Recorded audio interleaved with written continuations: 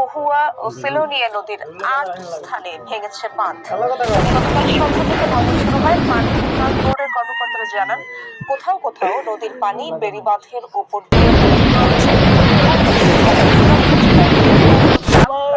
তবে স্থানীয়দের দাবি আরো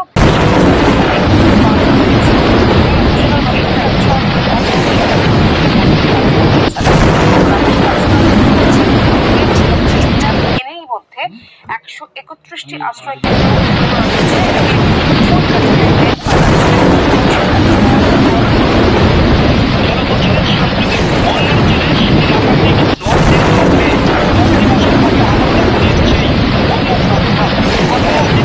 ইতিমধ্যে নোয়াখালীর নিম্নাঞ্চল তো প্লাবিত হয়েছে, পাশাপাশি নোয়াখালীর জেলা শহরের যে মাইজদি তারও কিন্তু বিভিন্ন গুরুত্বপূর্ণ যে স্থাপনা, সরকারি বেসরকারি স্বায়ত্তশাসিত এবং আধা স্বায়ত্তশাসিত প্রতিষ্ঠান এবং স্কুল কলেজ মাদ্রাসাগুলো কিন্তু ইতিমধ্যে ভারী বর্ষণের ফলে কিন্তু প্লাবিত হয়েছে।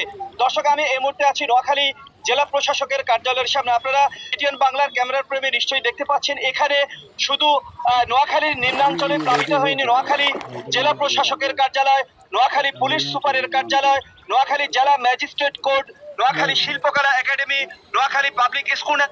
অবিরাম বৃষ্টি ও পাহাড়ি ঢলে ফেনীর মুহুরী, কহুয়া ও সিলোনিয়া নদীর ৮টি স্থানে বাঁধ ভেঙে গেছে। এতে প্লাবিত হয়েছে ১০ গ্রাম। এছাড়া একদিনে রেকর্ড ৪৪০ মিলিমিটার বৃষ্টিপাতে বন্যা পরিস্থিতির অবনতি হয়েছে। এতে শহরের বেশ কিছু এলাকায় সৃষ্টি হয় জলাবদ্ধতা। শিক্ষা প্রতিষ্ঠানগুলোকে আশ্রয় কেন্দ্র হিসেবে প্রস্তুত করেছে জেলা প্রশাসন। এদিকে টানা বৃষ্টিতে পটুয়াখালীতে তলিয়ে যায় বেশ কিছু ওয়ার্ডের নিচু এলাকা। বাড়িঘর, দোকানপাটে